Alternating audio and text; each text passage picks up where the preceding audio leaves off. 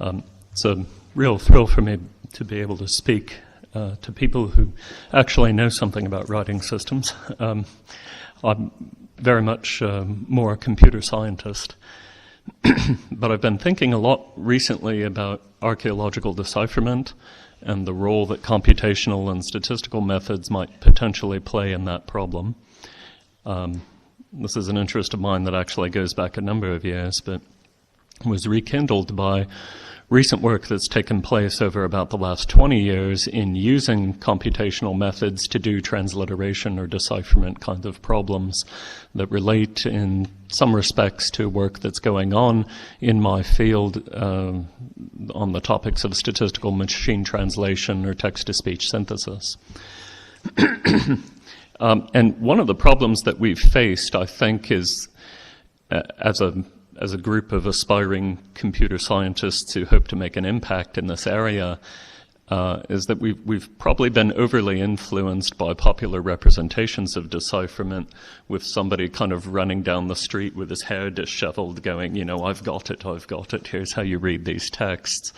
And so there's been an enormous amount of emphasis on cracking the code, without any real attention paid to some of the preliminary steps that assist us in accomplishing that task. So, for example, given a collection of would-be writing that might be deciphered, one might use statistical methods just to ask the question, is this in fact writing versus pseudo-writing? Or what is the provenience of this writing system? Does it, for example, pattern after East Asian logographic scripts, or is this the sort of thing that's generally used to write Semitic languages? And then you can even use it at an individual graphemic level to ask questions about how logographic or phonographic a particular instance of a grapheme is, whether in the case of a syllabary, a grapheme might represent an open or a closed syllable, or in the case of an alphabetic script, whether the grapheme is a consonant or a vowel. Of course, if we can read the script, we know all of these, but there's this tantalizing possibility that we may not be able to read the script and still come up with very concrete answers to these questions using statistical methods, just by having a large enough corpus of undeciphered, unannotated text available in order to do these computations on. And I'm going to be speaking in this particular talk about this idea of classification of consonants versus vowels. So, since you know something about writing systems, first I'll have to ask for your indulgence that you allow me to accept for the moment a false dichotomy that all graphemes are either consonants or vowels. I realize that obviously is not the case, and I'll return to that point a bit later in the talk. I'll also ask for your indulgence in allowing me to talk about alphabetic writing in a slightly non-standard way. This has to do with a classification method that I'll present at the end of this talk. So I'm going to use the term alphabetic to refer to both abjads and what would normally be called alphabets. And just to make it clear, when I mean a normal alphabet, I'll call that a vocalic alphabet. So those are alphabets that actually have a proper representative for vowels rather than diacritics of some sort. So you may wonder then, as one of my reviewers did, how could you even tell that writing is alphabetic in this broader sense or not? And there's actually some existing work on how to do that, actually. You can get a very precise estimate by just counting the number of graphemes. So these are distributions of graphemic characters that have been encoded in Unicode. And they are presented in inverse rank according to their frequency.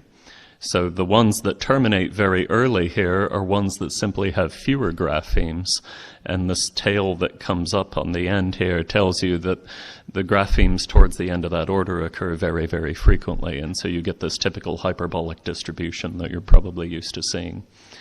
And you can see what I'm calling alphabetic scripts clustering very nicely down here. Out here, we actually have, let's see, this is Egyptian. Korean and Japanese are here.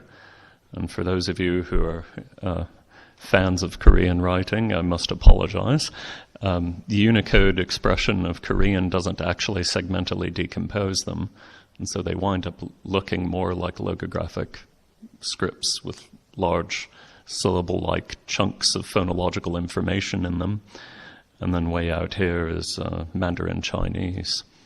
So I'm going to assume also that this kind of study, quantitative study, has already been done, and we know that something is alphabetic.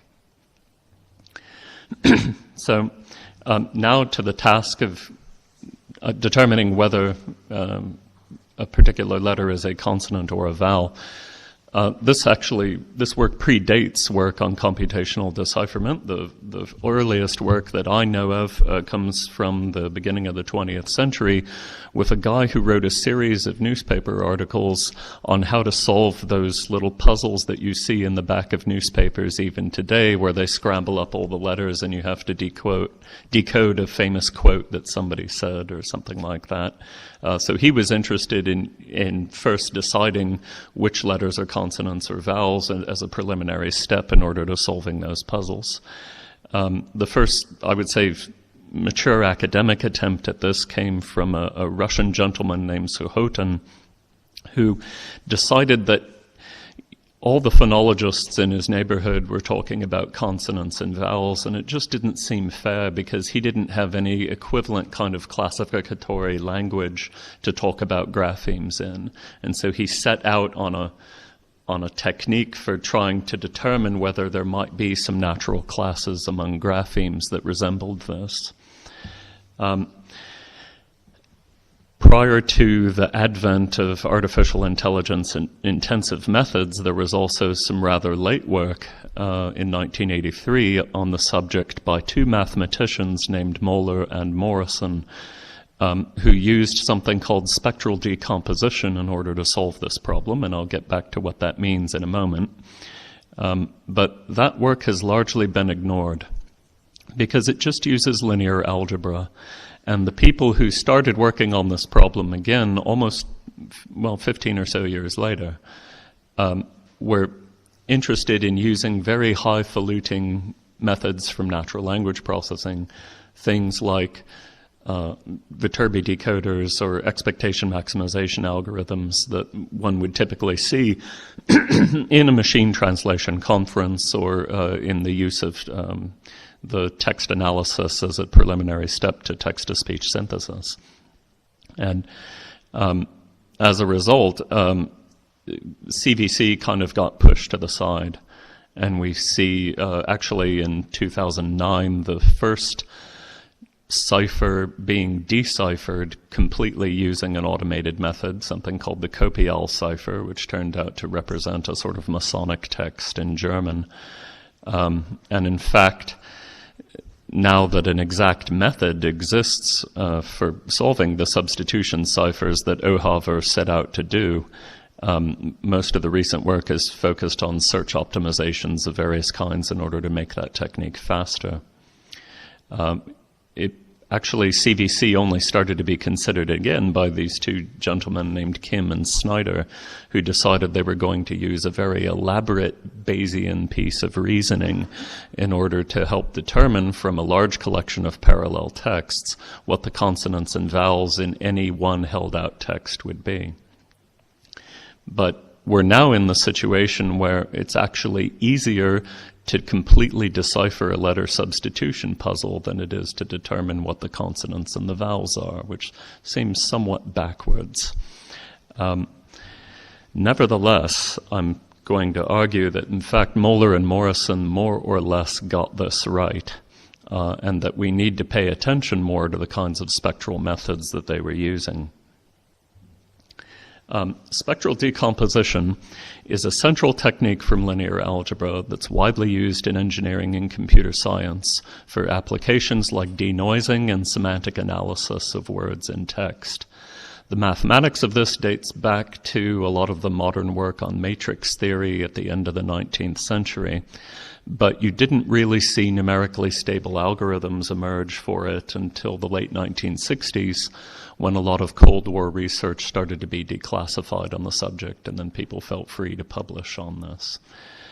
In fact, these same spectral methods are used by Google whenever you conduct a search. If you say, who discovered singular value decomposition, Google knows to find pages that talk about who invented singular value decomposition, because through spectral analysis it's determined that discovered and invented are very much related.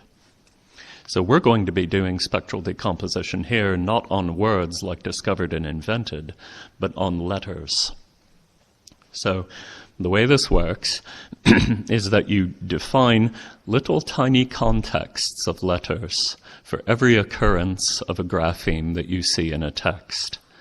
So for example, if the input text is the fat cat, then we can document for each letter the contexts in which it occurs. The letter A, for example, down here at the bottom, occurs in the context FT, namely in the word fat, and in the context CT, namely in the word cat. Now, we're not counting the number of times it occurs. We're just putting a 1 there to say it has occurred at least once. And wherever we don't see an occurrence, we put a 0. And so then a natural question to ask is what these rows of graphemes have in common. Some of them have rows that look very much alike. For example, F and C look exactly alike in this very small piece of text because they both occur between a space, a piece of white space, and the letter A. And so what can we infer from the fact that two letters occur in nearly the same contexts or in exactly the same contexts? The intuition behind spectral decomposition arises from the fact that whenever we have a table like this and decide to treat it as a matrix, then in fact we might be able to find two separate matrices that we can multiply together in order to reconstruct the original matrix. And the interesting thing about that is that when I multiply an n by k matrix by a k by m matrix, just given the way that matrix multiplication is defined, I always get an n by m matrix no matter what value of k I pick. And there's a theorem that tells us the smallest value of k for which it's possible to pick two matrices that can be used to reassemble the original matrix with no error whatsoever. And the idea behind spectral decomposition is to go off and find that minimum value of k that allows us to do that reconstruction and then deliberately drop below it. In other words, we intend to make errors.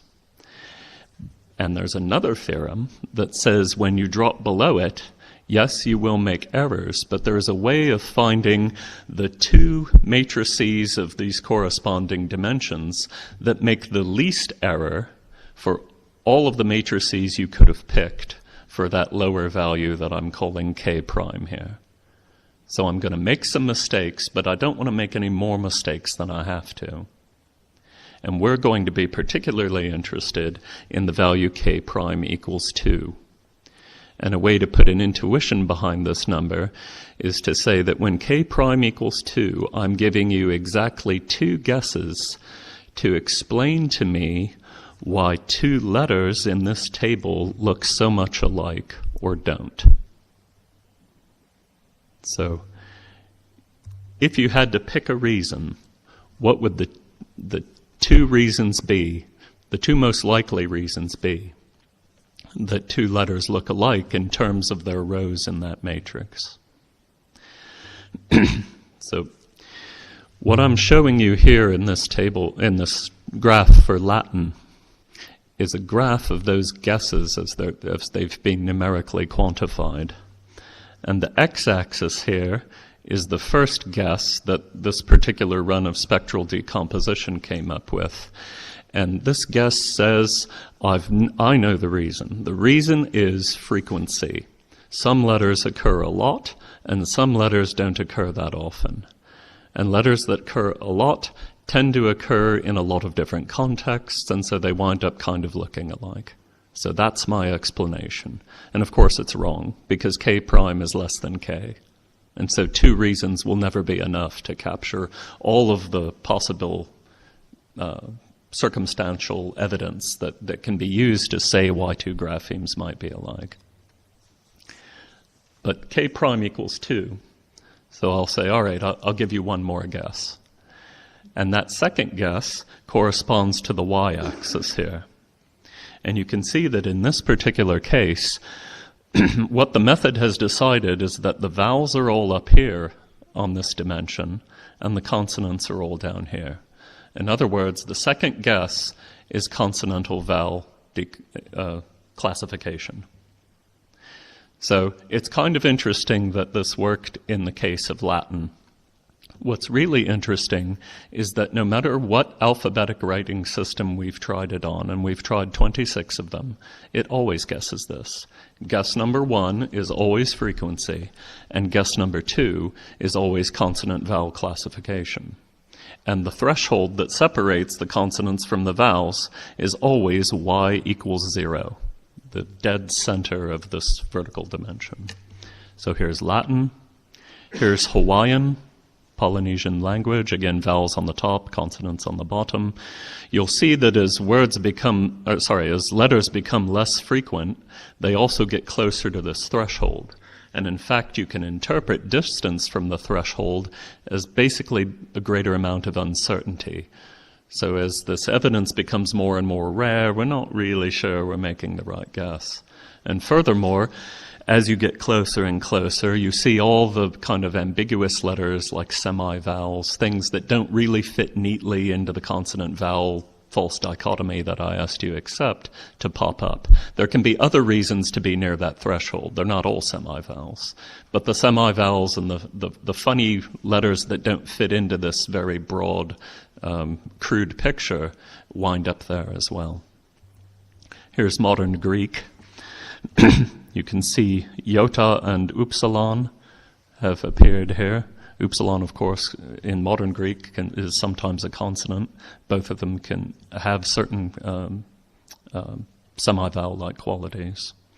The one that turns out to be most ambiguous, actually, is final sigma, though, which looks different from intervocalic sigma. Here's the history of English in 3 slides. You can see from these little blue and red squares the positions of Y and U. And so in Old English, they wind up looking very much alike. And then in Middle English, I should mention, by the way, that we have no control over whether left and right mean frequent or infrequent, or whether top and bottom mean vowel or consonant. So sometimes the graph just transposes on us. So in any case, everything gets flipped up, but now suddenly we're not so sure about the status of Y and U in Middle English. And then finally in Modern English at the bottom here, you can see that Y is actually crossed over and is more like a consonant now. Here's Russian. One of my reviewers asked me to explain what happens to the back and front yer symbols that are used to indicate palatalization and hard consonants. Well, we're going to call them vowels, as it turns out, but we're not really that sure about it. They're over here on the right. Swedish, a reviewer asked, well, how come you're not getting Y as a semi-vowel? Well, it turns out in Swedish, Y isn't a semi-vowel. It really is a vowel. Didn't even know that one. Hebrew, so Semitic now. We're really sure these 2 are vowels. Not so sure about everything else. Maltese. This is a very heterogeneous one. It's had all sorts of influence from Arabic as well as Venetian. So why on earth is this working? It's not hard to find intuitive explanations. Consonants and vowels do differ in their distribution quite a bit. But mathematically, there's only one attempt at proving the universality of this, and it's fatally flawed. It simply cannot be the real explanation for reasons I can get into perhaps later with those of you who have a strong mathematical background. For now, all I can say is the empirical observation that when you plug in a writing system that is alphabetic in my broad sense, you're going to get a very robust classification. How robust, you might ask? Well, on a type accuracy basis, our macro-averaged accuracy is 97.45%. And as token accuracy goes, which means I get more credit for getting frequent letters right, it's 99.39%, with a standard deviation of less than 2%, which means Moeller and Morrison's basic method, we've made some changes to it here, actually works better than the method of Kim and Snyder from 2013, 30 years later. You can also classify abjads versus vocalic alphabets using a putative run of this algorithm, just assuming that it were a vocalic alphabet, with a method that I'm afraid I've run out of time to describe. But there we get a perfect classification, being able to tell which of the larger class of alphabetic scripts are vocalic alphabets by looking at the homogeneity and how tight those vowel and consonant classifications are. So, thanks very much. I can take your questions.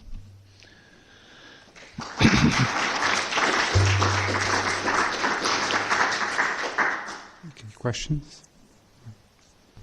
Well, thank you very much. Very interesting. I've got one comment and then a lot of questions. The comment is, do you know the work of Christian Berg, 2012? He did nearly the same thing. He did the same thing with the writing systems of English, Dutch, and German, and but he did not look at the context, but he looked how often can you exchange one letter in the same position with another letter. For instance, something like, I have it open here. Was he using a spectral method? Fit where this kid. In this minimal pair, fit with this kid, you can exchange F for K, and if you can do this, these seem to be similar letters, and his plots look very much like yours. So this is quite interesting. But was he using a spectral method? Yeah. Or he's just, because there's also a way to do clustering based on how interchangeable they are. Exactly. Yeah, he did exactly this. So that probably isn't spectral, but it's interesting that he's getting plots that look roughly the same. I can show you it later on. And the question I had, like you said, how good does it work?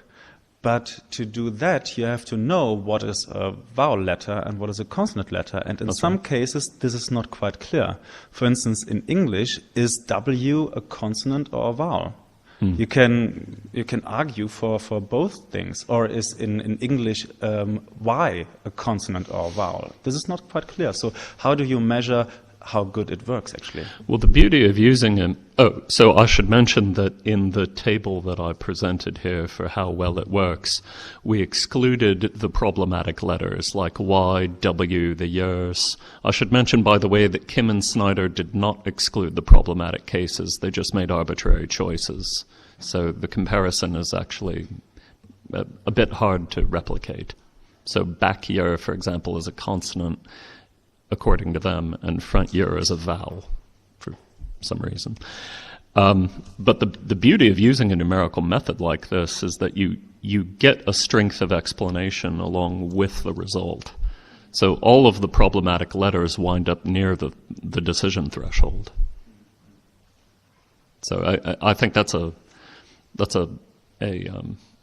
strong recommendation for this method, because it allows you, the philologist, to focus on certain characters for a more careful investigation that a method like this would simply be too crude to, really come up with a proper answer for.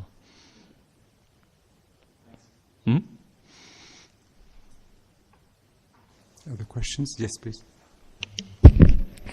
Have you actually tried to use this method on an undeciphered alphabetic script? No. That's the short answer. I only know of one, and admittedly, my internal list of these is not probably as large as yours, but and that would be Etruscan. And I think there the problem is simply a lack of available samples and contexts, although I really should try it, I guess. Etruscan's also a case of a writing system where we're pretty sure we know what the values of the script graphemes are because they so resemble Italic, Oscan, and Umbrian, but we just don't know what the words mean. And in that case, this method doesn't really have anything to add. No, as far as I'm concerned, Etruscan counts as deciphered as concerns the values of the letters. But if you have others, I should consider, I would love to. The only one I can think of the top of my head is Carian in Asia Minor.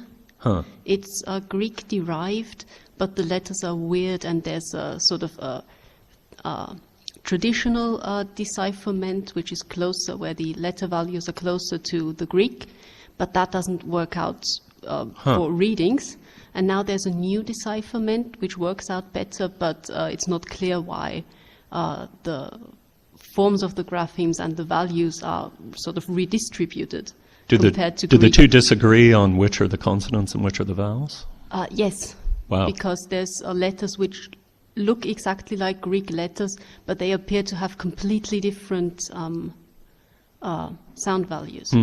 So maybe that would be a candidate because it's not completely obscure. It's absolutely clear that it's alphabetic, but there's exactly that sort of indecision about the actual sound values that maybe your method. I would love to talk to you later about using this. All right. Other questions? You are using words, and the notion of word is a bit suspicious in linguistics. Have you tried to do this without word boundaries, a bit like in Thai, where you have a complete sentence without any visible boundaries? So we're actually not using words. We're assuming the existence of interword spaces. And only spaces, I should mention. We've stripped punctuation out where it existed. We have also tried it on texts rendered without spaces, and the method performs about the same. It doesn't seem that the interword spaces don't seem to really add a lot to it. We've also tried, like the way these contexts are derived. This is something we got from a kind of morphophonologist. He calls them P-frames. They have one letter on the right and one letter on the left. We've also tried assuming instead that you have access to two letters on the left and none on the right. So something more like a traditional trigram model would do. And it turns out that doesn't really work as well. You lose a few percentage points in accuracy. So that seems to actually matter. Left and right versus just left seems to matter more than whether interword spaces exist, which is kind of interesting.